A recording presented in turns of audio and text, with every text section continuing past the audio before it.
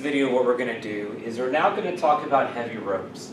Okay, so in the previous video we talked about springs, and now what's going to happen with these types of problems is if you have, say, a heavy rope hanging over like the edge of a building, and you want to find the work that it takes to pull it all the way up, or sometimes you have a weight attached to it, okay, these are going to be these types of problems.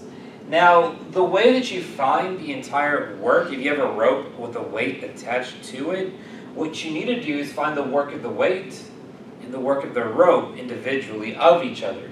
Because the work of the weight, that is a constant force. Whether it's on the ground, whether it's 50 feet high, whether it's 20 feet high, whatever it may be, the weight is always the same force being pulled down.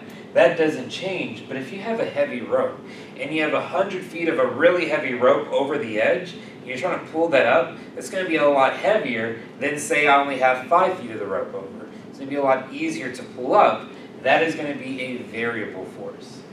Now, the work of the weight is simply just going to be the force times distance, period.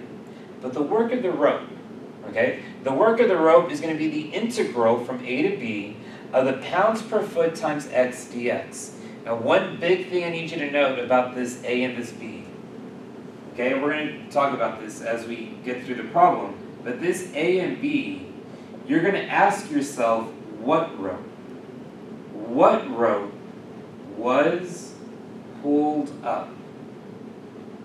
What rope was pulled up? Okay, very, very important. It's going to be a lot easier to explain whenever we get there, but keep this in the back of our mind, okay? So you're going to take the interval from A to B, you're just going to see what rope got pulled up, of, and then pounds per foot's just a number. What is this weight? The pounds per foot times x dx. And then finally, if you need the total work for all of it combined, you just take the work of the weight and add it to the work of the rope. So let's do an example. Okay, let's take a look at what we have here. So what we have is we have a heavy rope that is 50 feet long, weighs 0.5 pounds per foot, and it hangs over the edge of a 120-foot high building. If the 40-pound bucket is attached to the bottom of the rope, part A, how much work does it take to pull the rope to the top? Okay. So what we have is a building. Let's draw the building over here.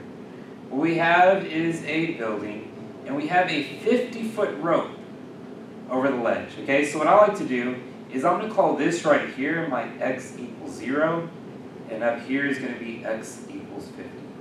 Okay? Part A, how much work does it take to pull the entire rope to the top?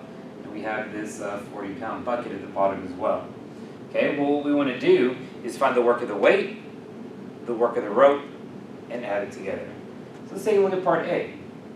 Part A, the work of the weight is going to equal the force, which our force is going to be this 40 pounds. It's going to be 40 pounds times, and then it's a 50-foot long rope, so you're going to raise this 50 feet. Therefore, this is going to be 2,000 foot-pounds. Okay, so the work to pull that weight all the way to the top is 2,000. But what about the work of the rope? The work of the rope.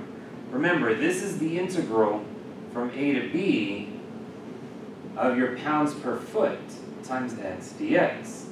So let's figure out what my A and my B are going to be. Remember what I said, it's what rope was pulled up. Well, if you're pulling the entire thing up, that means the rope in between 0 and 50 was pulled up. All of it was pulled up. So your limits are going to go from 0 to 50.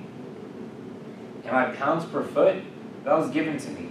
That was 0.5. Therefore, it's going to be from 0 to 50 of 1/2 x dx. Which, whenever we integrate this is simply going to be 1/4 x squared, going from 0 to 50, and plugging 50 into there, we are going to get 2,500 over 4. And then, of course, plugging 0 into there, that's minus 0. So this is going to be 2,500 over 4 foot-pounds, which can simplify down to, I guess, 1,250 over 2, which can also simplify down to, I guess it's just 625. 625 foot-pounds.